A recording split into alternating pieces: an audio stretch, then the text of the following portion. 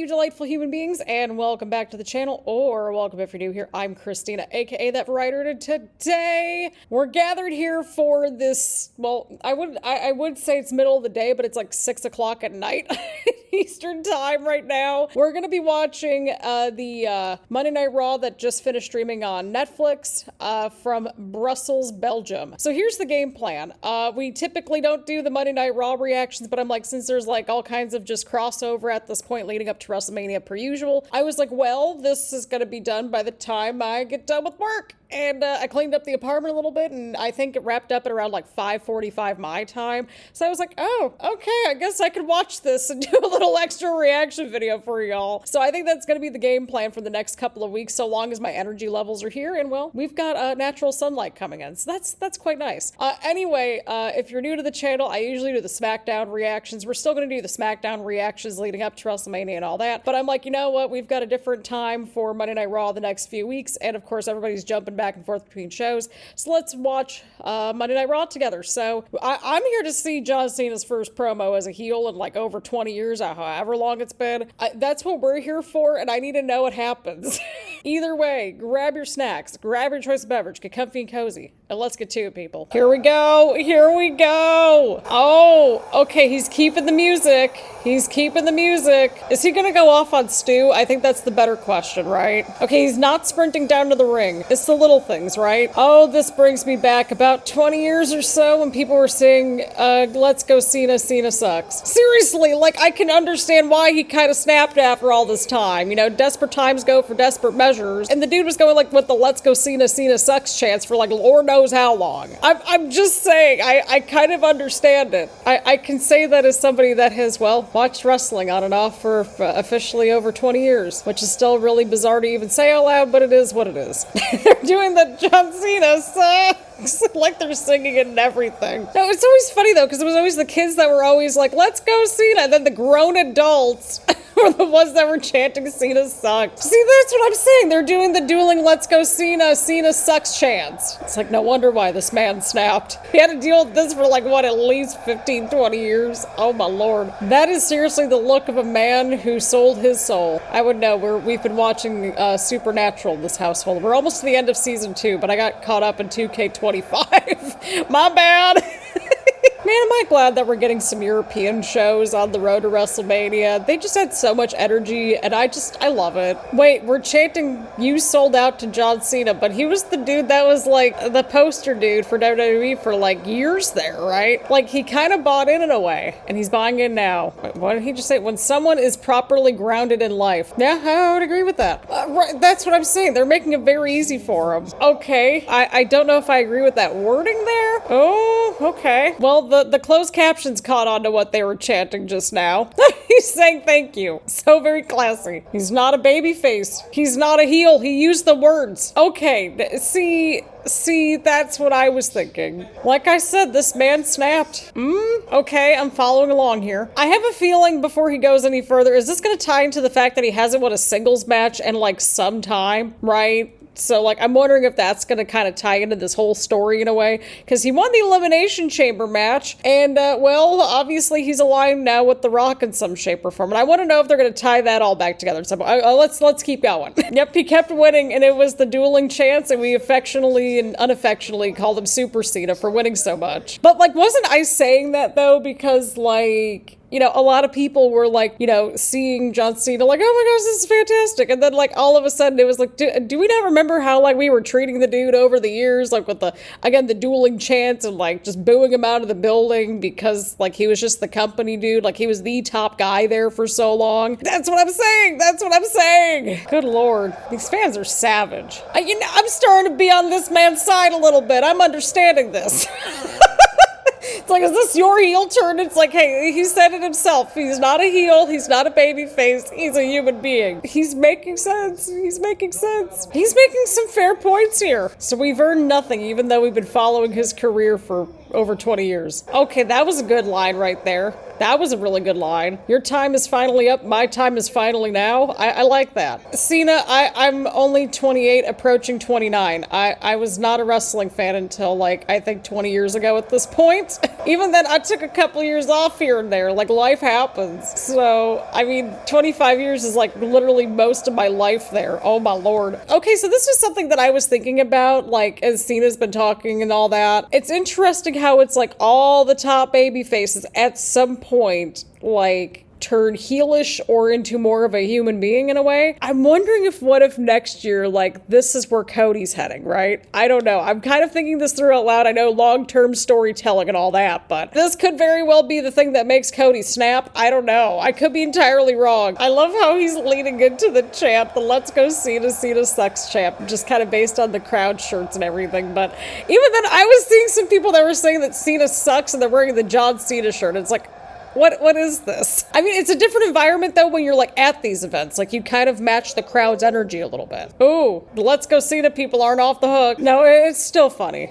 Again, we're in the era of justifiable heel turns. This man lost his soul, and this man has snapped. Oh, well, it just froze. Did it freeze in real time, too? I don't know. Oh, yeah, I guess so. That's a little bit of a stretch. In my defense, though, John, like, 25 years ago, it placed me at 3, almost 4 years old. So, there's that. Oh, there's an issue with your streaming device. Let's try restarting Netflix. Even Netflix couldn't handle this. Okay, well, Cody's coming out here now. My own Netflix is jump cutting, so please bear with this. Okay, why do I have to unplug my TV? What is happening here? Apparently, Mr. Netflix doesn't want me to cook, and that's only gonna make me want to cook even more. All right, here we go. The big confrontation with Cody and Cena. This is gonna get good. Cena lost his soul in his hair. Oh my god, no. Did we always give Cena his best, though? Again, like, you know, you had the grown adults that were going, John Cena sucks, like, doing the whole song and everything, like, I can kind of get it. But the kids always had John Cena's back. I don't know if you can hear something in the background. They're working on some landscaping outside, so just to give you all a heads up as to, like, what in the world's going on. There you go, Cody. You tell him you're the champion. You know, it'd be very interesting if somehow Cody had the title at this time next year, but he turned heel and sold his soul somehow, right? Maybe along with the adrenaline. I don't know, because, I mean, he's got adrenaline in his soul and everything, but I don't know. I think that'd be interesting. We could see a very similar situation unfold next year. I don't know, with or without a title. I don't know. I could see it kind of happening, but we'll have to see what happens. Anyway, I'm pausing too much. It's gonna be like half the reactions just this segment. But I'm not mad at it, though. Well, we haven't seen this version of John Cena yet. Oh, geez, Cody. Well, here's the thing, right? Like, he's got the backing of The Rock, technically. So it's like, who's gonna help out Cody in this whole situation here? Like, I really mean it, because, like, we've got, like, John Cena and The Rock together, and it's like, who's gonna help out Cody? Because, like, a lot of people have sort of already turned on Cody along the way. Which leads me to believe that maybe Cody could be, like, John Cena that we're seeing right here a year from now, right? Just some food for thought. I don't know. I could be entirely wrong. This was more so about, like, John Cena, like, kind of explaining what was going on, right? It's like, Cody didn't need to say too much, but, like, I think he's only proving John Cena's point a little bit more, maybe. I don't know, but either way, I'm still looking forward to this match. I'm looking forward to the build-up, and I think John Cena did a great job at just expanding on everything, although I want to know more about why he decided to align with The Rock. That part didn't get answered necessarily, right? But again, like I think I mentioned earlier, a lot of these top baby faces at some point go to the dark side effectively, or they become more human in some shape or form. We've seen shades of, like, Cody's humanity along the way and everything, right? But it's like every top, like, baby face that was, like, at the top of the company, like Roman Reigns, The Rock, Stone Cold, John Cena. Sure, they might be better at playing one role or the other, but it's like at some point everybody's gonna go dark side, right? Right. So I don't know, that could be a sign of long-term storytelling for all we know, but I am looking forward to this new version of John Cena. It'll be interesting to see, like, you know, just how his move set and just everything. I don't know if he's going to change up the move set or anything like that as he's, like, going into WrestleMania, but I'm very interested to see these little, like, developments unfold over time. Again, I want to know why he aligned with The Rock in particular, because that didn't get addressed, but we know his motivations now, and honestly add up in my brain. So we're going to give all this a big old double thumbs up because it was John Cena and we got to know more about like what his thought process was like. And I feel like we really got some good character development out of this, and they're already planting the seeds for a little bit of a possible redemption arc in a way because, you know, maybe not all the fans turn his back on him. Maybe, you know, somebody gets through to him. I don't know. But again, I feel like if anything, it would have to be like, you know, somebody like a CM Punk or somebody like The Rock or some sort of a big character like that to really get through to John Cena. Again, I don't know why he's teaming up with The Rock. That hasn't been addressed, but we're still going to go ahead and just give all this like a double thumbs up because this was new, it was interesting, it was fresh, and again, we got a lot of good character development stuff, so I can't really complain about this. You know, we didn't get all of our answers, not everything added up, but we got answers for mostly everything, I would say, and you know, that's why we have this road to WrestleMania, so that way we get like all these new little developments and all that good stuff. There's going to be more answers along the road to WrestleMania and even maybe post WrestleMania, right? Because you can't give away all your secrets. You can't give away all your scheming and plotting and all that. So either way, this was great. I really enjoyed just seeing this new side of John Cena kind of unfold before our very eyes. And I'm very interested to see where this goes. Alrighty, people. I fast forwarded a little too far to the start of the match, I think, even though it was only like a minute. But we have Ludwig versus Penta in a no-holds-barred match. They're chopping each other on top of the commentary table. I don't know why, I've been enjoying this little feud over the last few weeks. Okay, whatever that was just there was insane and awesome at the same time. Oh dear God. Okay, we came back from the commercial break. Both of them were on the top turnbuckle, but then, well, Penta got momentum going. When did somebody get hit with the chair? I might have fast forwarded through things a little too fast. I don't know. Oh, Ludwig kicked out. Ludwig's really coming into his own this year, and I love that. I mean, he's been doing great for the last few months and everything, but just this whole little feud that he's had with Penta, I don't know. I've just been really enjoying it. It's really been beneficial for both Penta and Ludwig when we take a look at everything. I mean, they both get to show what they can do, and I mean, hey, it gets them a little bit more established on the show just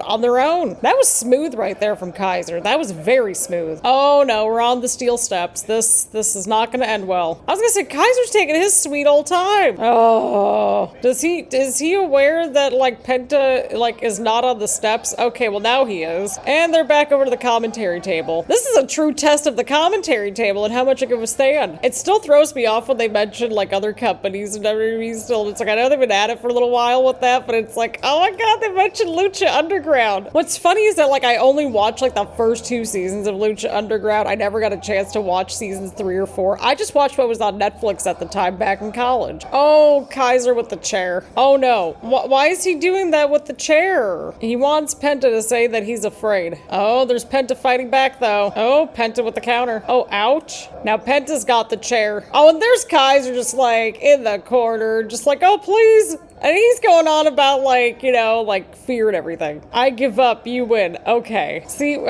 right, I see what you were doing. Oh, there goes the chair right into Ludwig's face. Oh, another chair shot. Oh boy. Oh God. There goes Penta. And this is also kind of tied into the IC championship picture too, which has been very exciting. Is that it for Kaiser? That looks like that could be it for him. I'd be like, I'm done here. Oh, yep, no, that's 100% it. Alrighty, Penta picked up a huge win against Ludwig Kaiser. This was a good match.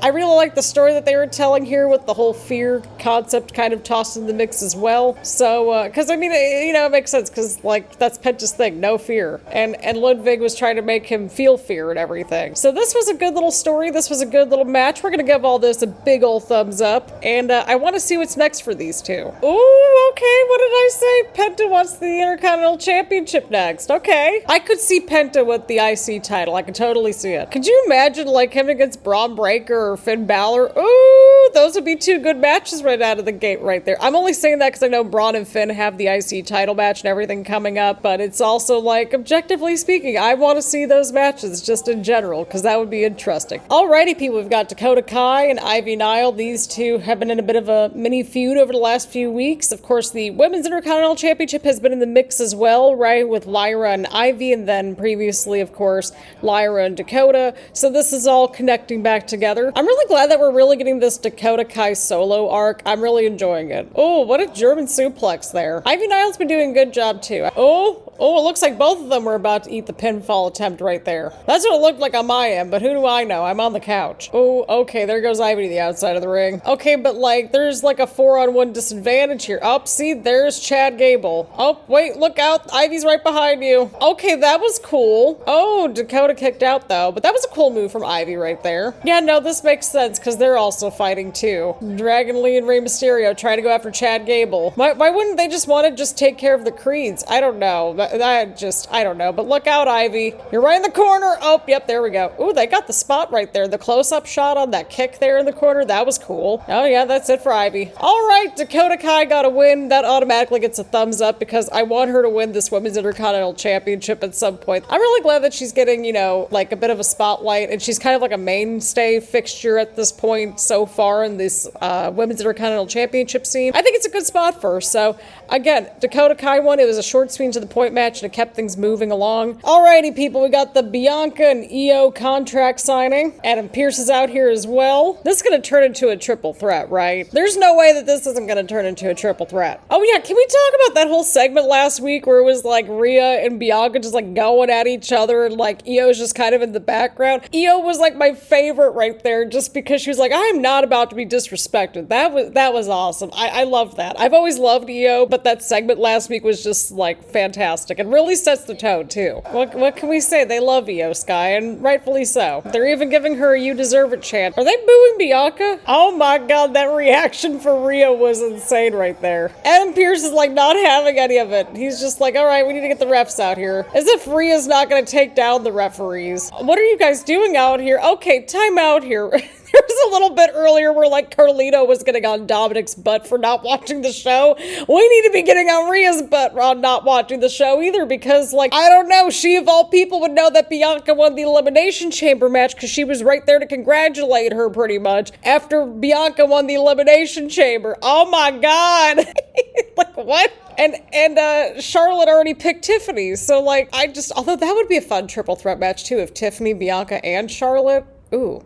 Somebody pencil that in at some point. We still need to get a Charlotte and Bianca feud at some point. That would be good. Nobody watches the show. All right, here we go. We got Rhea and Bianca once again arguing. Io's in the background. She's like trapping Adam Pearce at the table. Didn't we learn last week not to mess around with Io? Did we not remember that from last week? I mean, technically Rhea should get a rematch, right? All right, Rhea's got the contract. Oh, is she gonna sign it too? Even Adam Pearce is like, what are you doing?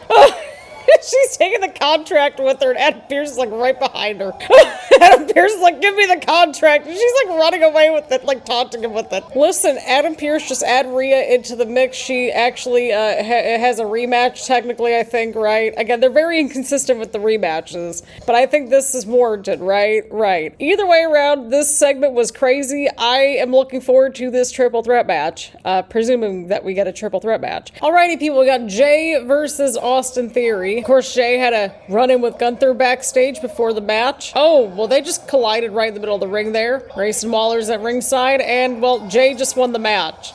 17 seconds into the recording, they're like, all right, we need to have this short and sweet to the point for Christina here. All right, well, Grayson just got super kicked. Oh, yeah, I did see that, but that's okay, Jey. See, that's how you do it. Just shake it off. Shake it off. Oh, no, there's Gunther. I know the IWC on X especially is going to be dunking on that little misstep there, right? Because they always do that, and I'm just like, as if we could do any better. Like, I have zero athleticism in my entire body. Like I always say on the Smackdown reactions, I'm not a trained professional athlete. We can kind of get that sense when things might be a little off, right? But like, I have no room to, you know, comment on the athleticism. I don't know, seeing Jey with that world title kind of feels right a little bit, but at the same time, I feel like Gunther's title reign's finally getting some momentum now because he's having regular matches on TV. If you haven't watched that match from SmackDown against Axiom, that was good. That was so good. I could see this one going either way, to be honest. I could see it going either direction. Okay, well, I don't know if we fast forwarded too far, but we've got LWO versus American Made. We got Rey Mysterio and Dragon Lee versus American Made. Of course, we saw both teams earlier tonight during the Dakota Kai Ivy Nile match. Oh, okay, that was crazy. All right, that just happened. All right, Rey Mysterio, what are we up to here? Oh no. All right, we got Julius and Rey Mysterio. Oh, Rey Mysterio seems to be on the offense, possibly. Oh, he's got him set up for the 619. 619. All right, LWO picks up what, I swear, it's like we have all these little bite-sized reactions at this point. So who is this luchador? I'm guessing it's Chad Gable, but in a different outfit. All right, yep, Michael Cole pretty much hit it right on the nail. It's Chad Gable. Okay, but that was cool how he just German suplex. I think it was Rey Mysterio onto Dragon Lee. Wrestling is real, and it's like all those cute little pets. So whoever has that sign with the pets that just says wrestling is real, I love it. Cool girl Stan Liv Morgan. I like that side too. I don't necessarily agree with Stan culture necessarily, but I mean, hey, enthusiasm, right? Either way, this was short, sweet, to the point once again. It kept things moving along with the story, so that's what counts. Alrighty, people, we've got Seth Rollins out here, and once again, the Tron matches the outfit, and I just love that. I really love that little detail. It's little things for me. He's got the spotlight, rightfully so. I wonder what he's got to say after last week's crazy steel cage match ending. Oh my lord. And Roman's gonna be on Smackdown this upcoming Friday night too. Oh my lord. Seth, we're near the end of the show. Why are we welcoming people? Oh, shut up. No, I won't. No, I won't. Man, I love this. Seth deserves the world. He deserves this reception from the fans. We gotta give Seth his flowers. We really do. But I mean, this does boil down to everything from like the past. Like Roman and Seth are just going to be linked throughout their entire careers because they started their WWE careers together, right? Like on the main roster with the Shield and everything. And Seth was the first one to betray Roman, technically. Ultimately cost Roman the title last year, ultimately, right? When, like, you know, he took out all of his rage on Seth, and now it's like he just can't move forward. There's that piece to it. That's the little thing that we like to call long-term storytelling. I feel like I'm being rewarded for watching after all this time. But then it's like, who do we cheer for in this whole situation with Roman and Seth and Punk? Right? Because, I mean, like, Seth screwed over Punk in the Elimination Chamber. Those two just don't like each other, period. Then, of course, like, Roman and Seth and Punk, they were all intermingled with that Royal Rumble elimination at Royal Rumble. Like, we were there for that. And, yeah, it's all, like, intertwined at this point, even past the whole stuff that we just talked about, how, like, with Seth and Roman, how they've been interlinked this entire time. Now you've got Punk into the mix, and it's an interesting layer, and they hinted at the favor. They were talking about the favor on SmackDown that Punk has with Paul, and I want to know what that favor is. Yeah, but, Paul was seen with Punk in the steel cage, so it's an interesting, like, time where all the paths kind of collide. And also Roman technically helped out Seth, so he kind of helped Seth get the win last week, right? Because he pulled Seth out of the cage. Okay, so Punk and Roman are both going to be on SmackDown. Come on, Seth. There you go. Make the trip yourself, Seth. Go to them. I just want to know what CM Punk's favor is at this point for Paul Heyman. That's all I want to know. All right, so Seth showed up on SmackDown, Roman showing up on SmackDown, and Punk showing up to SmackDown on Friday. And we will be seated accordingly. Alrighty, people, we got Braun Breaker versus Finn Balor. My God, they need to just break up the Judgment Day once and for all. I feel like every time I do some sort of reaction involving Monday Night Raw, I'm always yelling that at this point. But it is good to see Finn still in, like, some kind of a title picture in some shape or form, so I'm okay with that. But I think Braun's just gonna destroy Finn, probably. We've only got, like, I think, yeah, 13 minutes left on the clock. Oh, there goes Braun. Braun's back in the mix here. On paper, this should be good, though. I'm looking forward to this. But I think they're really doing a good job with Braun Breaker as IC champion. I think this is kind of, like, the perfect move for him right now. Oh, look out of the way, Finn. Oh, man. That did some damage on both of them, I think. Yeah, that kind of took out both of them a little bit. But I mean, to be fair, Finn did take some damage heading into that move, so that would make sense. This has been a good match so far. I mean, we've only seen a few minutes of it, but it's been good so far. Nice move right there from Finn. Again, like I said earlier, I mean, Penta versus Finn, Braun Breaker versus Finn, a triple threat match. Like, all of that could be fun. All of that could be very fun. Finn, why are we doing this to Braun Breaker of all people? This dude's gonna, like, spear you into oblivion. I know what I did there. Listen, I really do think that, like, either Finn's just gonna leave the Judgment Day or the Judgment Day is gonna leave Finn. It's gonna be one of those two. I mean, think about it. Like, Dom's been on the winning side with Liv. Liv and Raquel got the women's tag team titles. Liv was the runner-up in the Elimination Chamber match, right? So, I mean, like, those three are gonna be connected pretty much in this whole situation. But then what happens to Carlito and JD? I don't know. Maybe they just, you know, have a feud or something. I don't know. I simply do not know. Well, here comes Dom and Carlito. I mean, that could be natural stories, but I mean, again, like, I'm just tired of the Judgment Day. I've been tired of the Judgment Day for some time. And I was such a huge proponent of them when they first got together. Oh boy. Finn's gonna be cooked soon, I can tell. Bron Breaker's a future world champion. There is no doubt about it. Bron, he's just gonna take out all the Judgment Day members at some point, just single-handedly, because he's Bron Breaker. I mean, he practically took out the reinforced commentary table while he was at it. That was insane. Bron Breaker's fantastic. That's all. There goes Finn. Finn's getting a little bit of offense in, I think. Yep, there he goes. Here we go. Oh, Bron ducked out of the way there. Oh, I think, yeah. Oh, nope. Finn ducked out of the way there now. Sneaky pin, sneaky pin, sneaky pin. Not for the win. Oh, boy. I mean, that could be it for Finn, too. And it is not it for Finn. Oh, Finn just stopped Bron right there. Finn might be looking for it. Finn might be looking for it here. Finn might be looking for it, but Bron's on his feet. Oh, what is Finn doing? He's clawing Bron Breaker's scalp. Oh, there goes Dom and Carlito and all the shenanigans. Oh, well, that just all backfired on poor Finn. Oh, no. Well, Bron just took out both Carlito and Dom there. I mean, that's one way to do it. That is one way to do it. It was nice knowing you, Finn.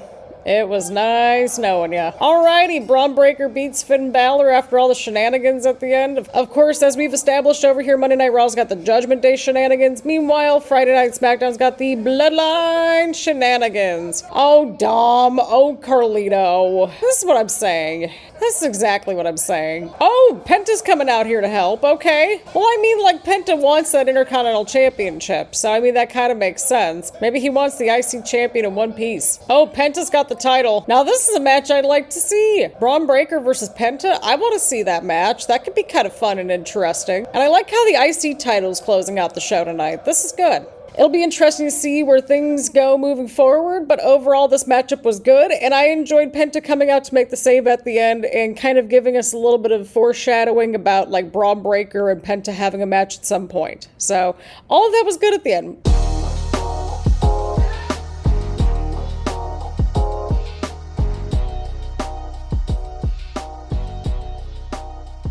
This is really weird. We're ending, we're filming this little outro bit literally right around 8 o'clock, and that would normally be the time that we start filming the Smackdown reactions, but either way around. Overall, I thought this episode of Monday Night Raw was pretty decent. It had some good matches. I really liked Ludwig versus Penta. I liked Bron Breaker versus Finn Balor at the end for the IC title. And I liked how those two really connected together, and I really enjoyed that. And I also really enjoyed the John Cena explanation. I thought Cody made sense for him to kind of back off a little bit this week, although I was like, okay, well, why aren't we pressing a little bit more into the Rock stuff? But then it's like, well, Christina, there's still a few more weeks left to go until we get to WrestleMania, so we're probably going to find out more information as we get closer and closer to WrestleMania, right? Right. We also found out, of course, that we're not only going to have Roman showing up on SmackDown, but we're also going to have CM Punk and Seth Rollins also on the show on Friday, and I am just nervous at this point. But either way around, this was a good episode. I enjoyed it, and yeah, I know this is very much dip it and dip out style, where most of the matches were kind of abbreviated a little bit. The problem is that, like, you fast forward it and you can't see the frames and stuff like that. I think it's on Peacock where I can kind of see the frames a little bit, right? I can't see the frames on Netflix, at least since it was like recently live streamed or something, but I don't know. I could be entirely wrong, but overall, this is still a decent episode of Monday Night Raw. Everything kept moving along, and yeah, that's pretty much all I got for this episode. You know, right in the middle of the road show, everything kept moving, so I can't complain about that. Thank you all so much for tuning in. Leave a like, leave a comment, make sure to hit the subscribe button, and hit the bell button to get notifications around here and that sort of thing. And on that note, thank you all so much for tuning in, and I will see you all on the next one.